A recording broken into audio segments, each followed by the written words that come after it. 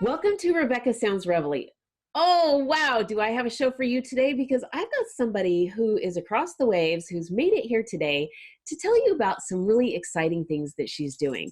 She's been a model, an actress, screenwriter, producer, author, public speaker, opioid addiction advocate, spiritual gangster, and more. There's a lot to tell with what she's got going with her demonstrated history of working in branding, marketing, advertising. She's got skills in negotiation, writing, which is her passion. And I can understand that and identify with it because I love to write too. There's so much that her and I share, and you're going to find out that here on the show today as well. But she loves marketing, advertising, film, and documentaries, which we're going to talk about something that she's doing today. Not only that, but she's graduated from the American College of Journalism, the National Guild of Hypnotists, and the National Federation of NeuroLinguistic Programming. And we're going to talk about these things because of how paramount they are with what she's doing. And we are going to specifically talk about her film, the 16 movie. Welcome to the show. I'm so excited. I am just absolutely delighted to introduce you and have you here with me today, Jessica Gerlach. Welcome to the show. Thank you, Rebecca. What an amazing introduction. Thank you so much for that. Thank you for having me on the show. I am so excited to have you here because you are on the other side of the planet right now, here to be with us to share your passion. And you have been working on this so hard to get it out there with what you're doing, and this is really needed. And all of the skills that you've amassed so far really bring it home to deliver it to people who need it. Thank you. Thank you so much. I never realized how all of the skill set would actually come together, but after about 20 years of just going on a search and trying different things and, studying different things that I love, now I'm seeing things come together in a really unbelievable way that I never could have imagined. So it's really rewarding to see that.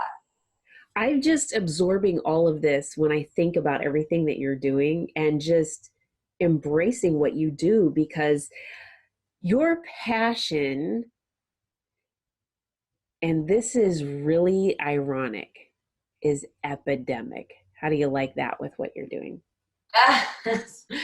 Clever. It's true. Clever.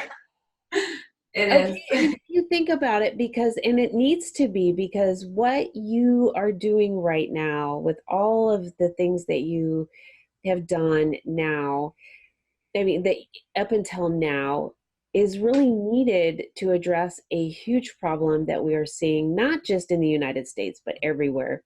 And when we talked off air, boy, did we have a really good conversation and a lot of things that we wanted to just touch upon and go further in depth. And we didn't even have enough time because it was there. But let's just go first at how you got to where you are, so that we can really get into what you're tackling at the moment.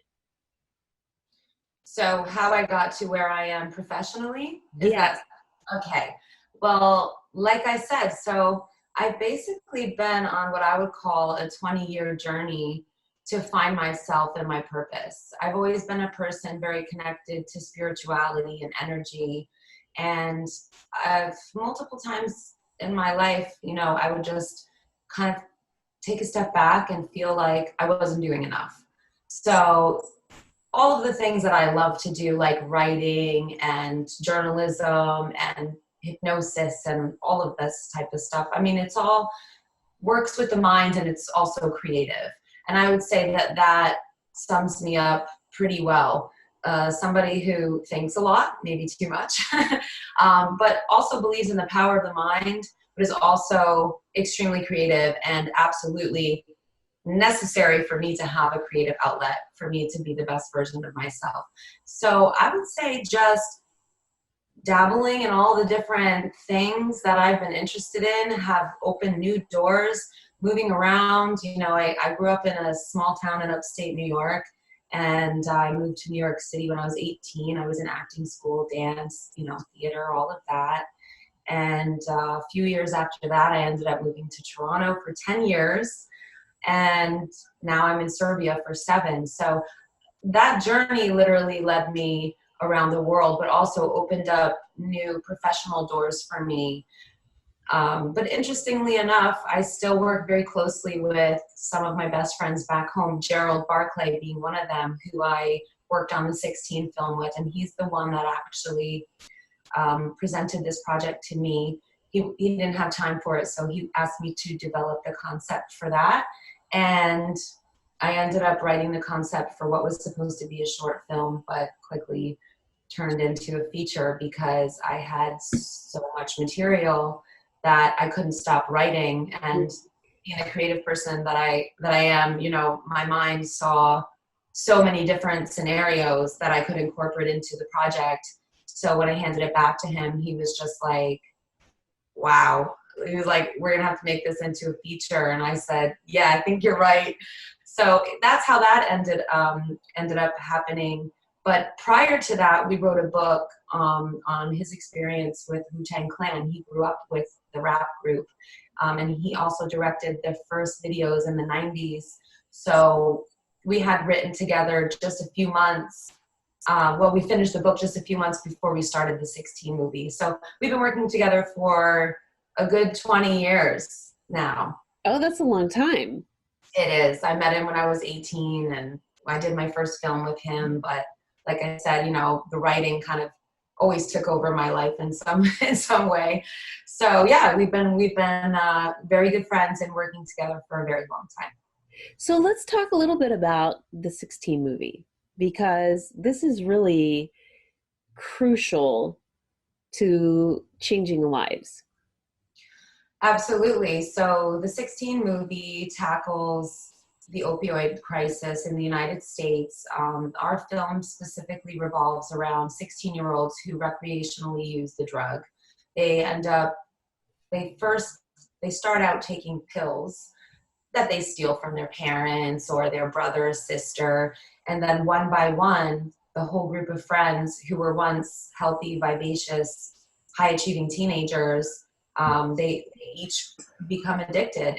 And the film literally shows the path of destruction that each of them lives out, and it's all very different scenarios, but they literally experience the dark underworld of heroin and fentanyl addiction inevitably. So it shows prostitution, overdose, HIV, murders, robbery gone wrong, murder. I mean, you name it, it's in the film. Anything that can go wrong with a nasty addiction like that, we portray a very real, intense, raw view of what that addiction looks like in action. So it's intense.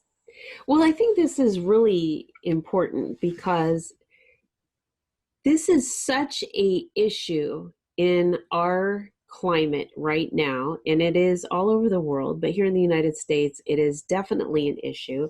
It is, from my experience in law enforcement, I have come across and been told by users that it's cheaper to get than marijuana. So that means the prevalence of it and the usage of it is astronomical, and we don't see it. And interestingly enough, what you talked about in the very beginning with people getting just pills from their parents' cabinet and things like that, there's parties called farm parties that these teenagers are going to, and they will bring pharmaceuticals from their household and just put them in a bowl, and everybody just grabs one and just see what happens. And Yeah. so I think that we need to pay attention to what your film is bringing out, because the realism is that this is here and parents need to be aware, and those that are of the age where they're thinking about this, they have friends doing this, they need to know what is going to be happening or could potentially happen to them or to their friends. Exactly. It's real. It's very real. And what I try to express when I speak to a group at an event or a college or a high school, wherever I'm speaking, especially when it comes to kids, there's no child who's, 15 or 16 who's thinking, I'm going to pop a couple pills today or tomorrow, and I'm going to be prostituting myself in 6 months because I need the drug so bad and I have no money. People don't think like that. And it's very, very real. They'll do anything to not feel sick from the withdrawals. So that's one of the things that I really want to express to especially teenagers, is that you have no idea how fast this can spin out of control. It's not like having a hangover. It's not like something you can get over the next day. If you do it consecutively, too many days in a row, you're going to be hooked. It's a 100% chance of addiction. There's no escaping it. When we were always told that with heroin, it's a one time, once you have tried it, that desire to have that back is so strong, you're pretty much hooked from the first time. And the people don't realize that intensity from a one time, oh, I'm just going to try this, can be that strong. And so it is not, heroin specifically is not like any other type of drug that's out there. There's something different and you would be the expert in this, especially with knowing about neurolinguistics, the changes that it makes in the brain to crave that so intensely off of one time. It's just absolutely devastating because, like you said, people do not think, teenagers do not think, and anybody, any age that is considered, well, maybe I want to just try this because everybody else says, hey, this is the greatest thing, you got to check this out. They don't think about the consequences of what they might do Right after they've done it, like prostitution or stealing or committing some other heinous event. One thing I'm going to ask you, Jessica, is, and I don't know if you found this in your research, this is just something that I've kind of found, and maybe you'll talk about this and you can share this with us, with the audience now, is methamphetamine use and the correlation to violent crimes such as active shootings. So maybe you can, if you know a little bit about that, you can share. I've been mostly focused on opioids for the last year and a half, but I do know a bit about methamphetamines. And I think that it just, again, it changes the brain chemistry. And every time you use any type of drug, it affects different people in different ways, but you do see some of the same things happening to the masses. And so, and every time you use a drug, every time you have an experience, an emotional experience, a feeling, you're redirecting your neurotransmitters in your brain to different pathways. Yes. And this is, so you can literally be triggering different parts of your brain that have never been triggered before using especially synthetic drugs, but any drug. The synthetic ones are just outrageously worse. But any drug is going to redirect the neurotransmitters, and it literally brings out a totally different person than the person that you might be sober. So, and methamphetamine lasts for a really long time from what I understand, and it's just so highly addictive. And I think it puts certain types of people in a rage. Yes, and this is the thing that I'm finding through my own research, is that correlation of the rage. And so I think that this is really interesting that you're sharing that in the issue with the neurotransmitters, because oftentimes we don't think about that, but yet in the same respect, we can look at someone and you will hear somebody, some scuttlebutt will say, the scuttlebutt meaning gossip, Yeah. oh, that guy looks like his brain's fried. And meaning that they've taken so many drugs that they cannot, or have been on a certain drug for so long that they cannot think clearly, right? So Right. there is something to this. And there's also something called drug induced psychosis. So Absolutely. I've been speaking about this lately to friends, and exactly, it's psychosis. so they can cause mental health issues down the road that you're not expecting to have, and that can be hearing voices, doing things. I mean, there's just so many things that you don't anticipate happening from doing something. And somebody can do one drug for, say, a week and it not have a certain effect. You can do it once and that can be it for you. You can lose your life, That's true. or you can have a bad reaction to it. You could be allergic or whatever. I mean, nothing is the same for everyone. And That's true. And yeah, go ahead. yeah, sorry, I didn't mean to interrupt, but it's just so amazing that you're touching on that topic, because I do know of a few people who had cocaine-induced psychosis, Mm-hmm. and a lot of other people are fine on it, and it doesn't do anything hallucinogenic for them.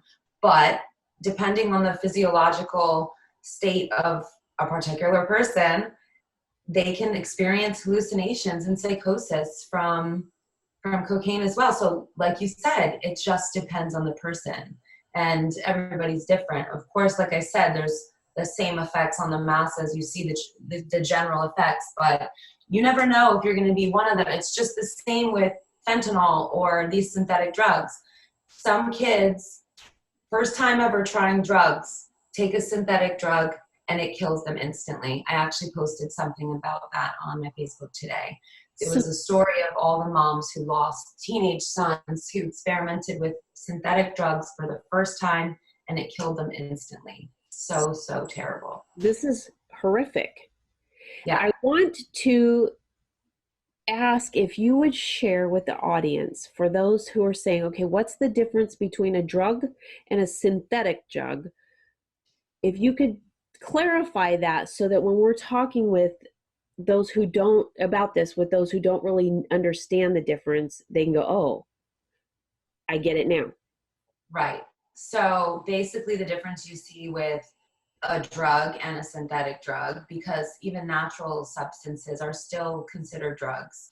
The synthetic ones are man-made. They can just be made of chemicals. They're man-made, and they're so unpredictable, and they're just many thousands of times stronger than a drug like, okay, heroin, obviously the derivative is from the poppy plant. Um, it's a morphine based drug, but you have fentanyl, which gives you the same feeling, but it's man-made and it's synthetic. And a lot of times now it's coming from China, so you have no idea what's in that.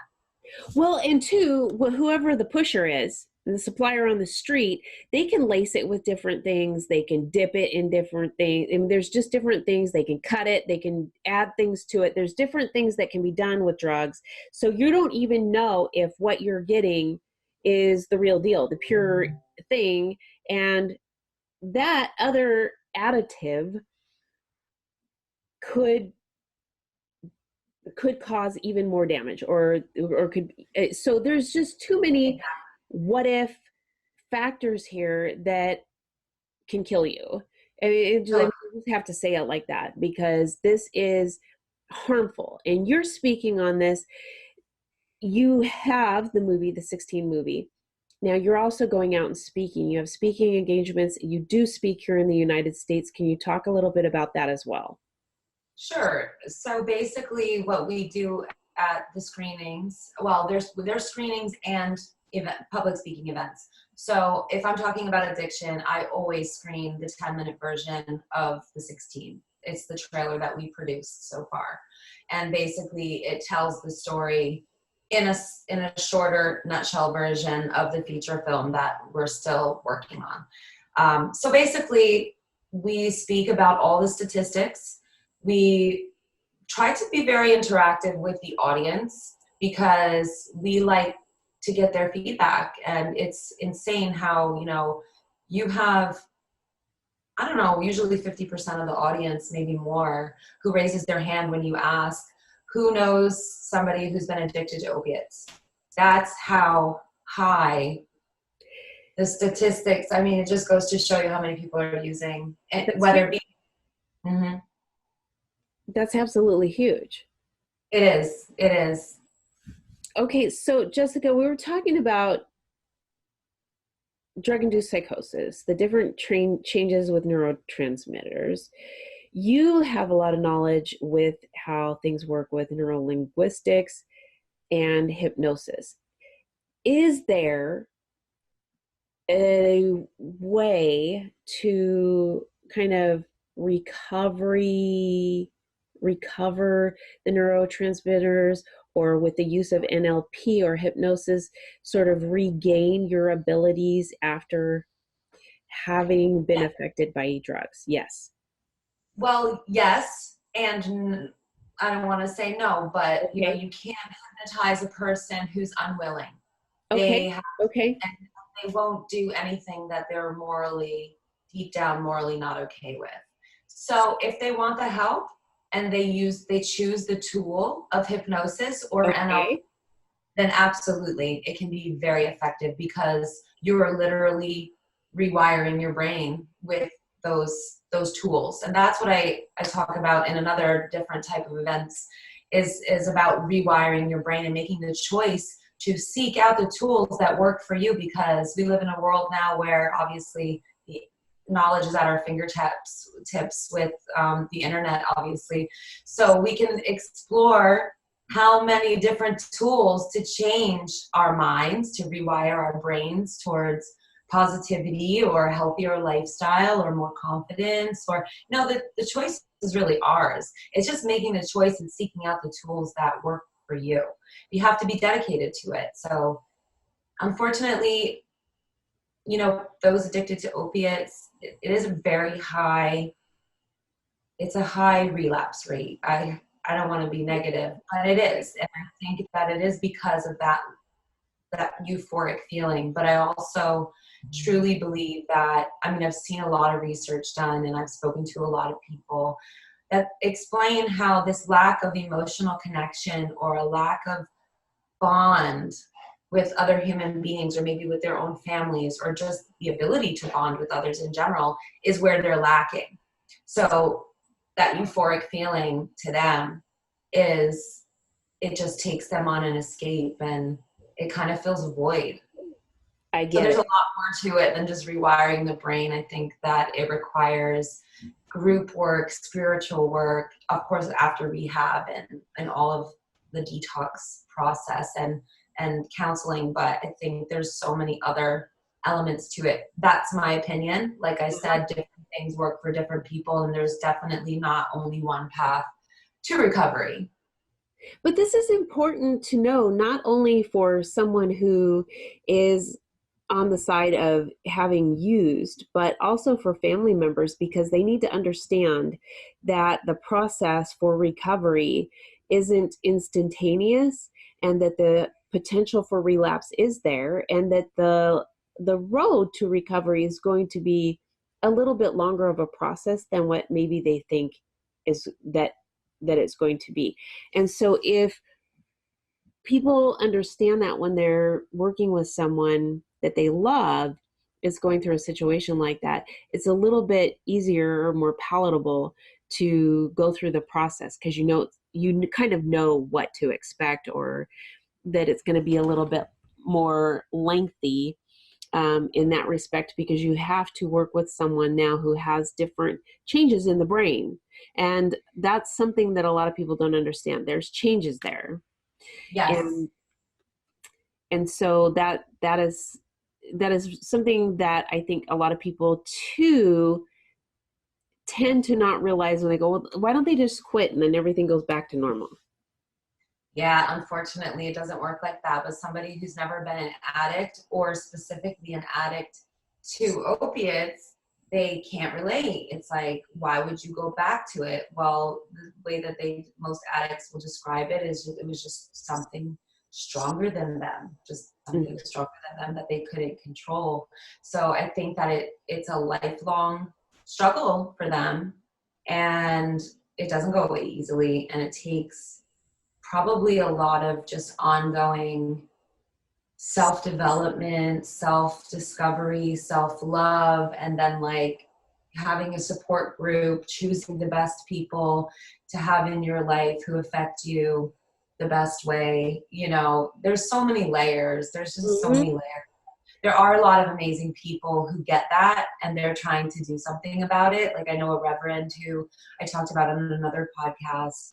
He takes in suicidal teens or young adults as well, I believe, who many of them are addicts. So suicide and opiate addiction, it's very, very closely related. And of course, other addicts and suicide. I mean, you know, that's something that's related anyway, but he takes them in and tries to provide a really spiritually fulfilling environment for them, a very bonding, you know, support group. And it's just amazing what he described to me and his whole take on it. So he's actually one of the first people who opened my eyes to it, although I had read a lot of articles and things, but he's the first person that I talked to directly. So I just thought it was amazing what he was doing, and he really seems to know what he's talking about. He deals with them every day. So That's pretty neat. Now, do you offer any services like NLP to help with the treatment of addiction? I'm mostly focused on hypnosis at the moment. I Okay. do use NLP in combination with hypnosis, but I would Okay. say the base of what I do is hypnosis. But NLP is also really effective because you can interrupt negative patterns. It's a little complex to describe on a, you know, in a short video, but it is really, really powerful and very effective. But I feel like for me, hypnosis kind of gets more, it gets to the root of a problem a little more, whereas NLP, that's not the focus. The focus is just interrupt the pattern. Whereas with Okay. hypnosis, yeah, hypnosis is like, let's say you have a person who has a childhood trauma.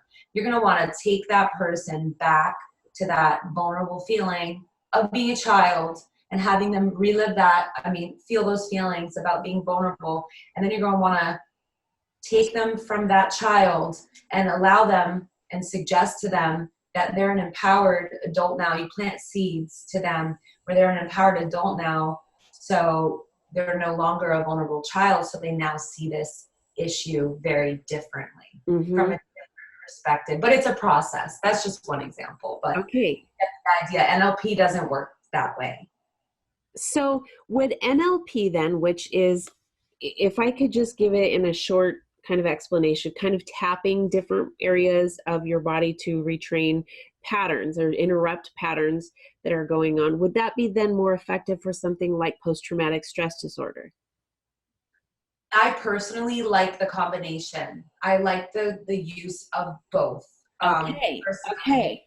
like we were saying before, different things work for different people. Aha. So you might do both on somebody, and they may even say that they prefer one over the other. It just works for them or feels better to them, or everybody's different. So, and I think sometimes you can feel it out as well to see what they're responding to better than the other. But I love the combination, and a lot of practitioners use that together. They use both of them together. I think it's Okay. more effective used together. But this is really exciting to have a methodology that is effective in this, aside from saying, okay, go down to this clinic and you can get this pill, or you can try 12 steps, or go to Narcanon, or do this. And maybe, I think, let me just stop right there, because I think getting one on one help and not having outside influences, address with someone like yourself, just one on one, address your own issues, because like we are individual people that, like we were talking about earlier, the effects are different that on us if we were to take something. So Yeah. are the results on Mm-hmm. what happens, and so are the way that we respond to recovery. So I like that you're able to do this one-on-one versus um, somebody going, and I'm not saying that that's not effective for somebody. I'm just saying I really like the individualism in being able to address someone's issues one-on-one.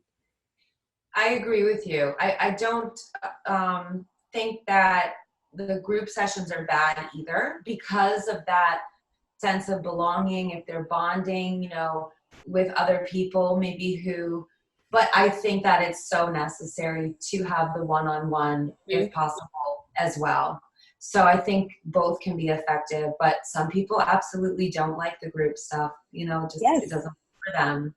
Yes. So, The one thing that I found when just working with trauma victims over all of these years, people don't like sharing with too many people their personal stuff. It's embarrassing, it's humiliating. They feel like they've made poor choices. They don't want to be judged for the choices that they've made. They want to get out of the situation, get healthy, and make that part of the past and move beyond. So when they work yeah.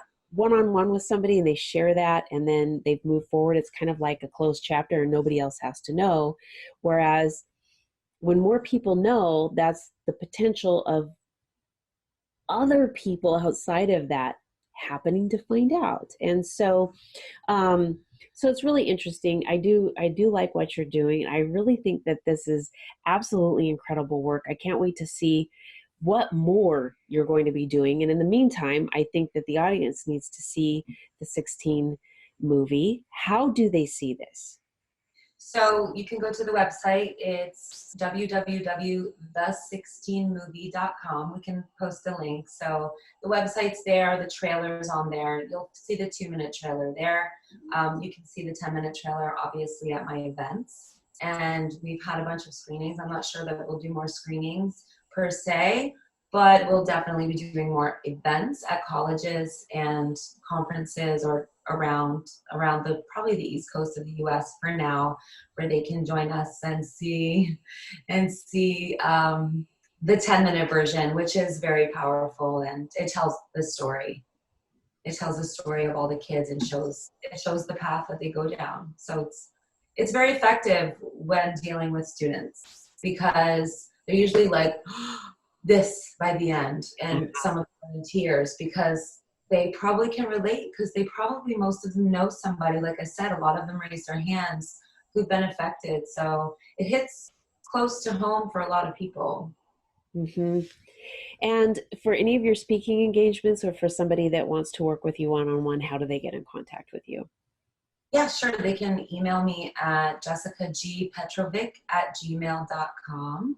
We can post a link for that too. But they can just email me directly if they're interested in hypnosis, NLP, a combination, events, public speaking, coaching of any kind. If they feel they need to be coached or talked through something that they're going through in their lives. One of my events with my partner, Brendan Dawson, he was the dean of Elmira College. We're working on a new event coming up in October about taking control back of your mind, of course, as we were discussing earlier, and how to rewire your brain. So we were doing a lot of that as well. So yeah, they can email me directly for any, any type of questions, conversation, bookings, anything really. I love it. Thank you so much for all that you're doing to really get out there and help people who need this so desperately. Thank you so much for having me on your show and giving me a platform to share this with even more people.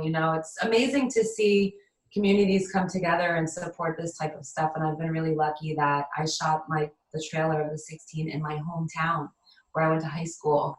And literally the entire community came together to help me with it. They were incredible. I couldn't have done it without them. I owe them so much. I have so much gratitude towards them. And it was amazing to go back after 20 years and, do something like that and have everybody a part of it. So it's cool. This is so neat. Thank you. Thank you so much. Thank you. I'm so glad we had a chance to do this today. So I'm looking forward to more chats about, I don't know, we have so many topics that we we touched on the other day. We do, Yeah, but you'll be back on because we definitely have a lot more to talk about, and we definitely have more to share with those out there who can use some of these things, that the tools and resources that you and I have. So we got to get them out there. excellent. I'm all for it. Thank you so much, Rebecca. Oh, I just love it, Jessica. Ooh. All right. And I want to thank all of you for tuning in today. Please make sure that you get connected with Jessica and tune in to the 16 movie. You've got to see this yourself. You've got to get this in the hands of everybody that you know. Get it out on social media. As always, I tell you, share this episode with your friends, your family, your loved ones, everybody you know on social media, and those you don't. This is important. This is a critical time that we're living in. We are seeing drug usage, opioid usage on unprecedented levels. Just share it. Let's get it out there and let's see what we can do to impact this in a really positive way. Thanks for tuning in.